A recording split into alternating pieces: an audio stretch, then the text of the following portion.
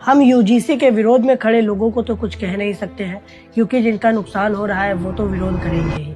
लेकिन मोदी जी एक मंच से कह रहे थे कि हमें रील्स में बहुत गालियां पड़ती हैं। कोई ना मोदी जी, हम आ गए हैं तारीफ करने के लिए, क्योंकि आपने और आपकी सरकार ने इस बार काम ही तारीफ करने योग्य किया है।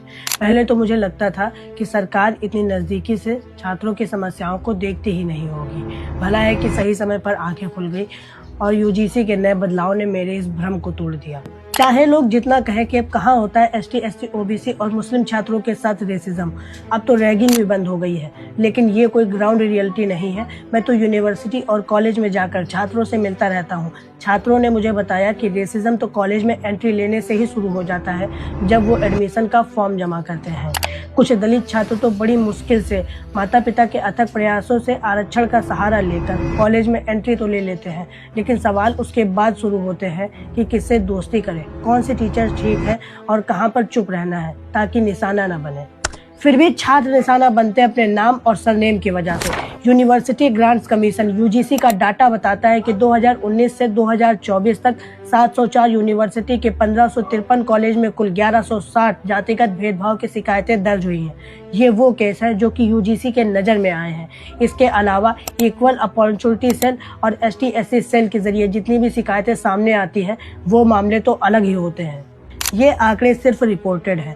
असल में प्रभावित छात्रों की संख्या इससे कहीं ज्यादा है। कई छात्र तो डर, शर्म और आत्मविश्वास की कमी से शिकायत नहीं करते हैं और कई मामलों में छात्र आत्महत्या तक कर लेते हैं। तभी तो हमें कभी रोहित वेमुला, तो कभी दर्शन सोलंकी, तो कभी पायल ताड़वी, तो कभी आयुष आसना, तो कभी अनिल कुमार जैसे नाम सुनाई देते हैं। ये मैंने वो नाम लिए हैं जिन्होंने जातिगत भेदभाव के चलते आत्महत्या कर ली है। मार्च 2025 में शिवम सोनकर, जो कि बनारस हिंदू यूनिवर्सिटी बीएचयू के एक एससी दलित छात्र हैं, जो कि पीएचडी में एडमिशन लेने के लिए संघर्ष कर रहे हैं। शिवम ने वाइस चांसलर के आवास के सामने 14 से 15 दिनों तक रोते हुए धरना प्रदर्शन किया था।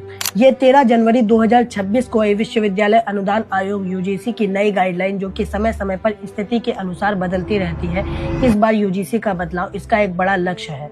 कुल मिलाकर भेदभाव को खत्म करना है, खासकर जाति आधारित भेदभाव को रोकना है। इसके अलावा और भी कई बदलाव हुए हैं। मैं तो छात्र नेताओं से कहूंगा कि इस बदलाव का समर्थन करो और इसे अच्छे से कॉलेजेस में इम्प्लीमेंट कराओ, ताकि आपके भी सर से थोड़ा सा बोझ कम हो जाए और छात्र भी जातिगत भेदभाव के डर से दूर हटकर पढ़ाई पर फोकस कर सके।